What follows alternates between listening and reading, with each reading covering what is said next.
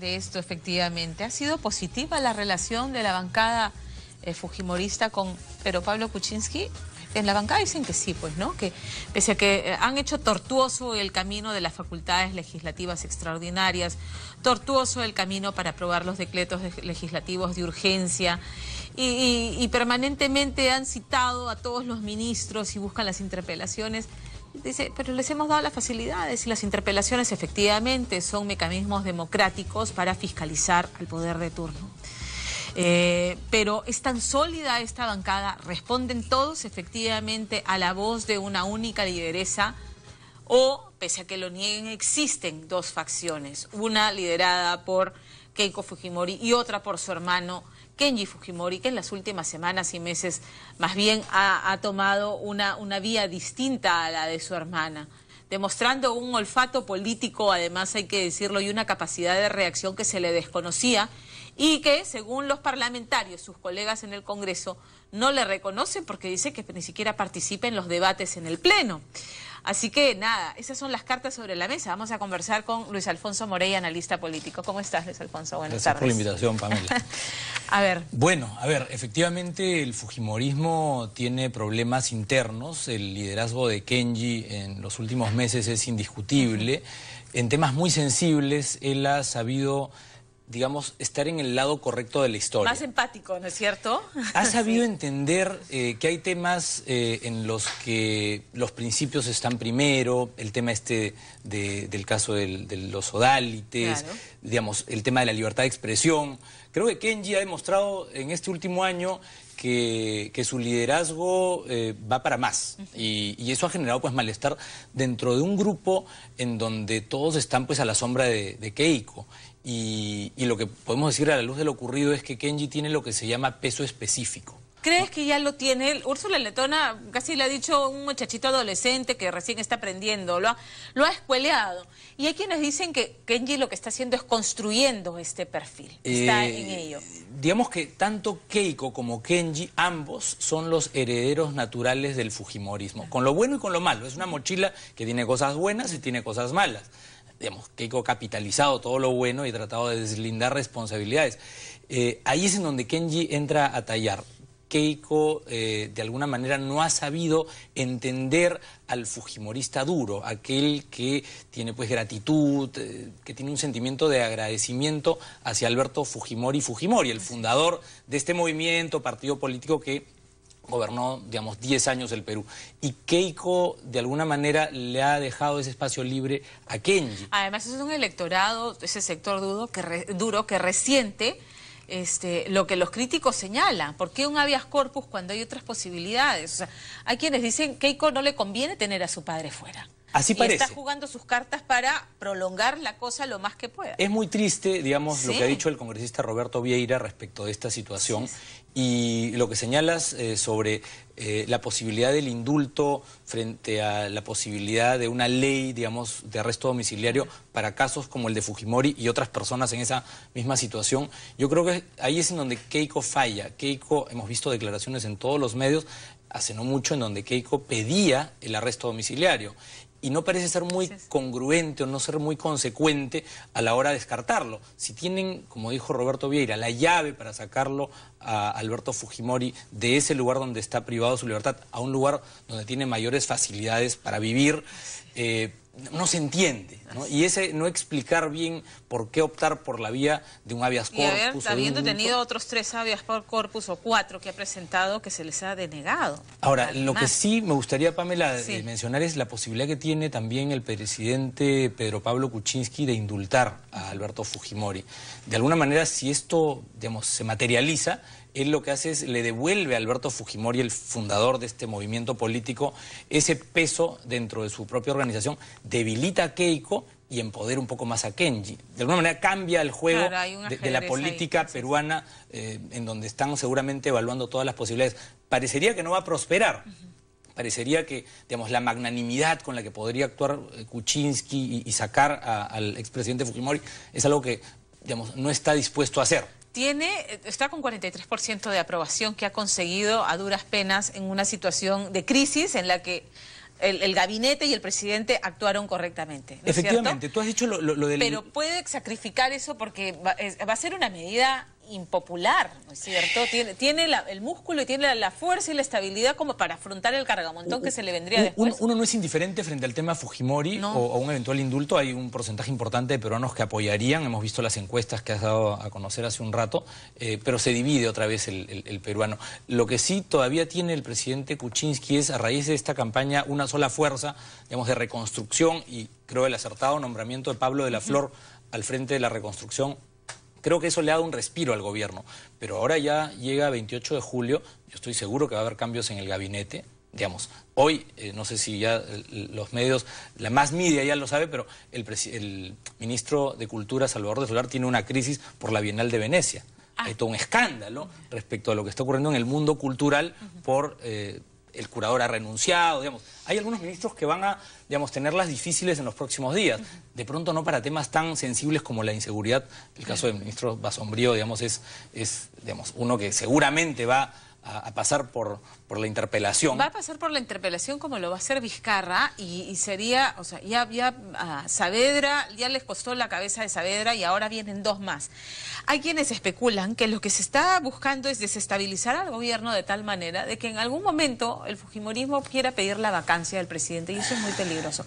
Pero es un tema que se discute, o sea, hay analistas, hay observadores que discuten este tema, que es pues, incómodo lo ven como gobernar una así. posibilidad. Es muy difícil gobernar así. Si uno revisa la historia republicana del Perú, cuando un presidente ha llegado al poder y no ha logrado tener mayoría en el Congreso, su gobierno no ha terminado. Se ha producido una ruptura del orden constitucional. Incluso en el caso de Fujimori, cuando no obtuvo la mayoría, la compró. Claro. ¿No? Gobernar en estas condiciones, en donde tienes una mayoría adversa, en donde tienes a tus ministros permanentemente, digamos, contra las cuerdas, digamos, quizá una salida como la del indulto podría cambiar la dinámica y permitir, digamos, que pasen las leyes que tienen que pasar. Hay un tema de prioridades. En el Perú estamos a veces discutiendo, ¿no?, temas que podrían no ser tan relevantes como otros que no pueden prosperar porque es muy difícil que pase una ley que no sea consensuado en el Congreso. ¿Crees que ante un indulto la bancada respondería con reciprocidad y sería ya no sé, fíjate. Más facilitador? Porque desde Fuerza Popular te van a decir, nosotros no somos obstruccionistas, todo lo que nos han pedido se los hemos dado. A mí me ha llamado la atención que no haya prosperado el proyecto de ley de arresto domiciliario propuesto por una persona que ha expresado su gratitud al señor Alberto Fujimori y que ha, digamos, diseñado la fórmula legal para sacarlo. Y que la bancada ha dicho no. A Mario Moretti, que ha sido decano del Colegio de Abogados del Perú, que no correspondía a la figura de arresto domiciliario porque es una figura que solamente aplica para la etapa de investigación, la etapa preliminar de un proceso judicial. Ahora tú eres abogado y de repente conoces más del tema. Hay interpretaciones respecto de los alcances del marco legal que se había diseñado, pero era una fórmula, digamos, en la que tenían los votos. Esto en el Congreso son matemáticas. Sí, tenían claro, los tiene votos sus 72 votos. Lo aprobaban prospere. y lo aprobaban. Claro. Ahora, la cancha, digamos, la pelota ya no está en la cancha de la bancada, sino que se la quieren dar al presidente Kuczynski, que además inaugura el programa de televisión, va a competir contigo. Va a competir con nosotros acá. Así es. Pero es una buena idea eso el programa. Fíjate que es un tema... digamos, es una fórmula en la que el presidente se acerca a la gente. Eso pensaba yo también. Lo que pasa es que sigue siendo en muchas partes del Perú un presidente lejano y hasta desconocido, hay que decirlo, ¿no? Entonces, sí, o sea, yo creo que sí. Ahora, vamos a ver qué tanto el presidente escucha a quienes están produciendo, a quienes están asesorando para llevar el mensaje correcto. ¿Tú haces televisión todos los días? Digamos, que el presidente haya aceptado el tener un programa con esta periodicidad ya es algo positivo. Un presidente que se comunica, que da la cara, creo que es mucho mejor que un presidente que no da la cara respecto de lo que está haciendo o de lo que está pensando. Ahora, entonces, no tenemos la certeza de que si en la eventualidad que se decidiera por el indulto, la bancada pudiera reaccionar, ok, vamos a ver, el fujimorismo... A bajar los ánimos de enfrentamiento. Es que el fujimorismo, cuando los fujimoristas salen a decir que no están divididos, es porque lo están. Claro. Digamos, cuando aparecen estos voceros, digamos, hay fujimoristas que son muy cercanos a Keiko y que si Keiko dice rojo es rojo, ¿no? Que, digamos, su nivel de autonomía, de libertad de pensamiento está restringido, limitado. Hay otros con mente más abierta. Francesco Petrozzi, digamos, es un tipo que, digamos, viene del mundo de la cultura, que no es un fanático, ¿no? Claro. Y que de pronto podría aportar en una discusión. Lo que sí sé es que en las reuniones de la bancada, lo que se decide, eso se cumple. O sea, son muy disciplinados. Así es. Y el que discrepa, pues, digamos... Bueno, y además están encorsetados por un proyecto que ellos mismos confeccionaron y aprobaron, además, ¿no? Pero o sea, tiene que evolucionar. Yo creo que esa dinámica en donde Keiko dice esto se hace así y se hace así, es difícil, pues, sostenerlo en el tiempo, ¿no? Ahora, has hablado de 28 de julio y de posibles recambios. Ya Vizcarra el jueves va a ser interpelado y pierde.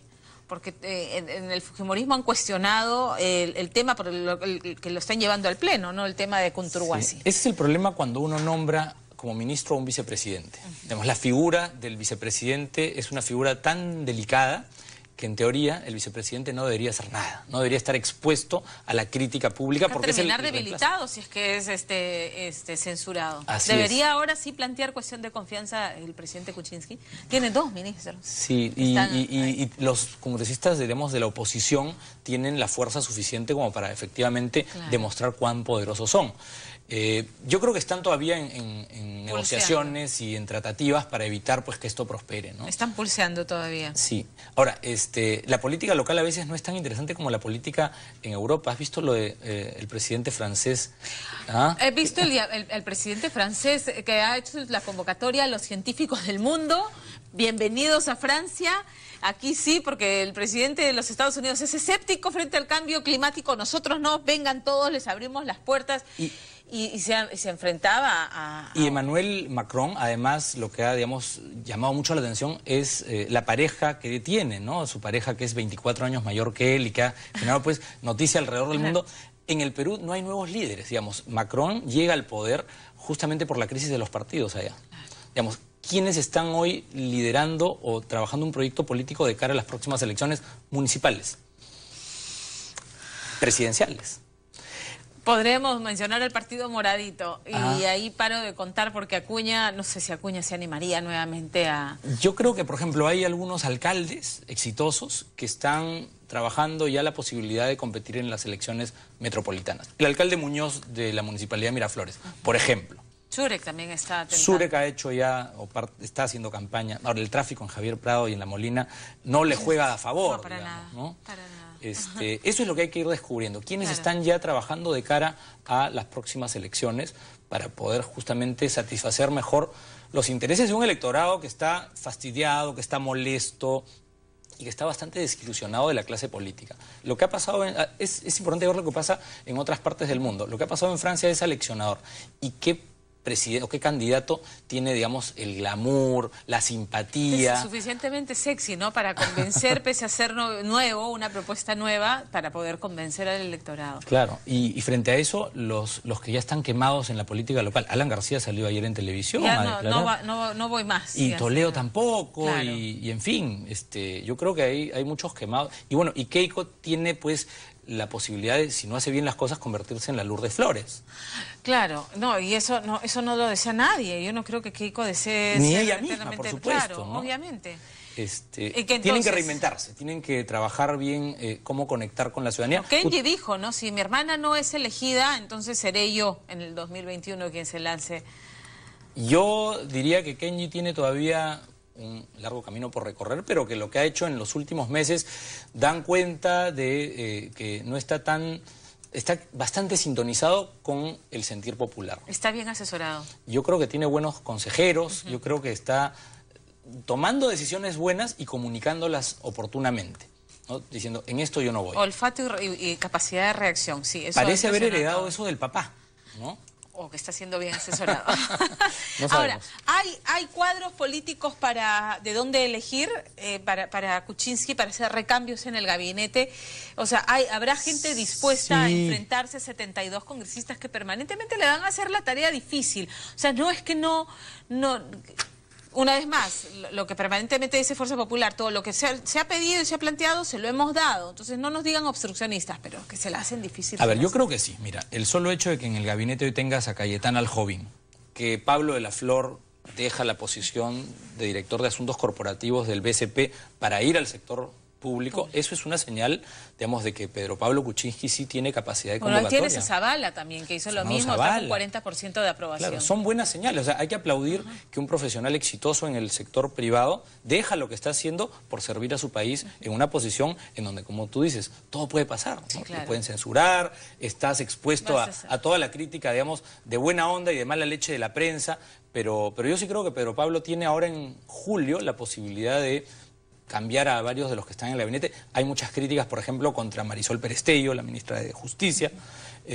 Salvador del Solar es muy exitoso porque es muy mediático. Así es. Cae bien, es un tipo, Patricia es una bella Salas persona. también está complicada, Patricia García, perdón, en salud también está complicada. A Carlos Basombrío lo tenían en la mira hace meses, sí, el humorismo. Pero, lo de los huecos ha sido como un hipo, como una ola, un tumbo que nos ha permitido salvar una situación crítica en la que estaba el gobierno después de la censura de Saavedra y la desaprobación en caída. Es verdad, pero ahí hay un tema en el que estamos, digamos, somos testigos presenciales. La inseguridad ciudadana es un tema que no se ha resuelto y que uno no tiene una idea clara de cómo se va a resolver. No hay buena comunicación en ese sentido respecto hacia dónde vamos. Ahora, yo discrepo porque yo encuentro que tenemos un ministro más que figurista, un ministro que sí está chambeando y que está coordinando, que ha cometido algunos errores de no tan figurista como Resti. Exacto, ¿no? No tan figurista como Resti, pero que está haciendo su trabajo. Yo lo veo que comunica. Y pienso que 6 meses, pues 7 meses no vas a resolver un problema que es endémico. Pues, pero ¿no? quizá en el sector del interior, en la policía, sí se necesitan señales más claras de cómo corregir la situación. Digamos, de pronto medidas más drásticas, de pronto normativa más severa, de repente, digamos, más cobertura de peces gordos que caen, porque vemos esto de los raqueteros, vemos gente, digamos... La menudencia. Pero el gran crimen organizado, ¿dónde está? O sea, ¿dónde está la policía de investigaciones? O sea, el área de investigaciones... Ahí sí, o sea, medidas respecto a reorganizar y potenciar la policía de investigaciones es lo que permanentemente reclaman los exministros del Interior. Sí, pero es el sector quizá el más sensible de todos y en el que todos tenemos quejas, a nivel distrital, a nivel nacional. O sea, que antes de la censura o de la interpelación debería anunciarse cambios o a esperar al 28 de julio.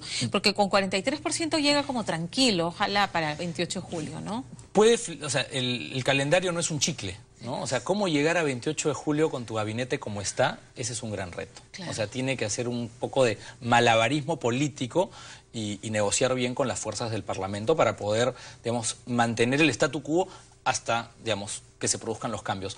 Ojalá que los cambios sean, digamos, convocando a gente, digamos, muy talentosa, muy reconocida, intachable en términos, digamos, de honorabilidad y de pulcritud en el manejo de la cosa pública. Y creo que Pedro Pablo Kuczynski tiene esa capacidad de convocatoria. Yo sí creo que va a poder, digamos, hacer los recambios a tiempo. Yo no esperaría al 28 de julio. Eso de cambiar los ministros recién en el 28 de julio es una tradición, pero nada lo obliga a hacerlo o a hacerlo antes. De acuerdo. Además, si uno está ya encaminado, las personas pueden ser prescindibles si es que hacen una obra, digamos, con cariño, con honestidad y de pronto, digamos, alguien que está como viceministro, promoverlo, ¿no? Para que sigan las mismas ideas. En el tema de educación, por ejemplo, ha sido bien consecuente el presidente, ¿no? Lo ha sido, y me parece una buena elección Marilu Martens también, pese a que le dieron duro por el tema de la identidad de género, que es un tema además que se viene trabajando hace años, una vez más, o sea, achacarle un tema específico a un ministro cuando viene... O sea, es un tema del que se había hablado gestiones Ahora vienen anteriores. temas muy mediáticos, ¿no? El tema de la marihuana para uso medicinal, viene el tema de más derechos para la comunidad LGTB. O sea, que no quieren, que creen que son privilegios. Sí, pero, pues, no bueno, yo creo que en la igualdad, en la no discriminación, creo que el mundo moderno va hacia ese camino, ¿no? Y el Perú no puede ir a contracorriente o a contrapelo, ¿no? Ahí estamos de acuerdo. Luis Alfonso, muchas gracias por estar esta tarde con nosotros. Siempre fue un gusto venir. Gracias. Cambiamos de tema, son las 2.